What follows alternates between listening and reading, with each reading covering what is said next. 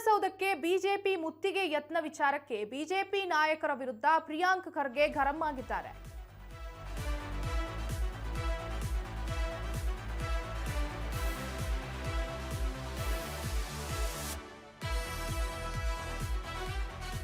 ಸಚಿವ ನಾಗೇಂದ್ರ ರಾಜೀನಾಮೆಯ ಕುರಿತು ಬಿಜೆಪಿ ಏನು ಪ್ರತಿಭಟನೆಯನ್ನ ಮಾಡ್ತಿದೆ, ಅದಕ್ಕೆ ಪ್ರಿಯಾಂಕ್ ಖರ್ಗೆ ಗರಂ ಆಗಿದ್ದಾರೆ.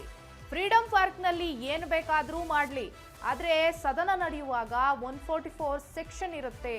ಒಂದೇ ಒಂದು ದಾಖಲೆಯಾದರೂ ಬಿಜೆಪಿ ಬಿಟ್ಕೊಟ್ಟಿದ್ಯಾ? ಯಾವ ಆಧಾರದ ಮೇಲೆ ರಾಜೀನಾಮೆ ಕೊಡಿಸೋದು? ಬಿಜೆಪಿ ನಾಯಕರ ವಿರುದ್ಧ ಪ್ರಿಯಾಂಕ್ ಖರ್ಗೆ ಕಿಡಿಕಾರಿದ್ದಾರೆ.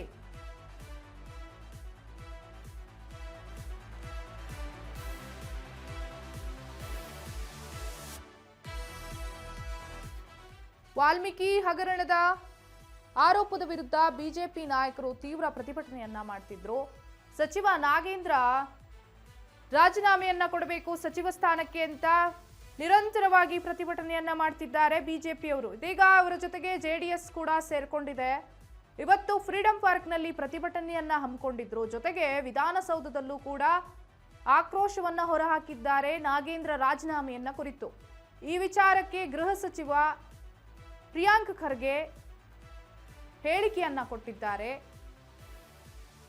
ಸದನ ನಡಿಬೇಕಾದಾಗೆಲ್ಲಾನು ಸೆಕ್ಷನ್ 144 ಇರ್ತದೆ. ನಿಮ್ಮ ಮುಖಾಂತರ ನಾನು ವಿನಂತಿ ಮಾಡ್ತಾ ಇದ್ದೇನೆ ನಮ್ಮ ಬಿಜೆಪಿ ನಾಯಕರಿಗೆ, ದಯವಿಟ್ಟು ಫ್ರೀಡಂ ಪಾರ್ಕ್ನಲ್ಲಿ ನಿಮ್ಗೆ ಪರ್ಮಿಷನ್ ಕೊಟ್ಟಿದ್ದೇವೆ, ಅಲ್ಲಿ ನೀವು ಹೋಗಿ ನೀವೇನಾದರೂ ಮಾಡ್ಕೊಳ್ಳಿ, ತೊಂದರೆ ಇಲ್ಲ. ಇಲ್ಲಿ ನೀವು ಬಂದರೆ ಸೆಕ್ಷನ್ 144 ಜಾರಿ ಇದೆ, ನಾವು ಕ್ರಮ ತಗೋಬೇಕಾಗ್ತದೆ. ಸದನ ನಡೀತಾ ಇದೆ, ಒಳಗಡೆ ಬನ್ನಿ, ನೋಟಿಸ್ ಕೊಡಿ, ಚರ್ಚೆ ಮಾಡಿ. ಈಗಾಗಲೇ ಸ್ಟೇಟ್ಮೆಂಟು ಕೊಟ್ಟಿದ್ದೀವಿ, ಅದ್ರ ಬಗ್ಗೆ ಪುನಃ ಚರ್ಚೆ ಮಾಡಬೇಕು ಅಂದ್ರೂ ಕೂಡ ತಯಾರಿದ್ದೇವೆ ಅಂತ ಹೇಳಿದ್ದೇವೆ. ಇನ್ನೇನು ಬೇಕಂತ ಇವರಿಗೆ? ಚರ್ಚೆ ಮಾಡೋಕ್ಕೆ ರೆಡಿ ಇಲ್ಲ. ಸುಮ್ಮನೆ ದಿನ ಮೀಡಿಯಾನಲ್ಲಿ ಬಂದು ಒಂದು ಹೊಸ ಕಥೆಗಳು ಹೇಳ್ಕೊಂಡಿದ್ರೆ. ಈಗ 1 ವಾರ ಆಗ್ತಾ ಬಂತು ಸರ್, ಒಂದು ಕಾಗದ ಕೊಟ್ಟಿದ್ದಾರಾ ನಿಮ್ಮ ಮುಂದೆ? ಸದನದಲ್ಲಂತೂ ಇಟ್ಟಿಲ್ಲ. ತಮ್ಮ ಮುಂದೆ ಏನೋ ಕೊಟ್ಟಿದ್ದಾರಾ? ಇದು ಸುಮ್ಮನೆ ಹಿಟ್ ಆ್ಯಂಡ್ ರನ್ ಆಗೋದು ಬೇಡ.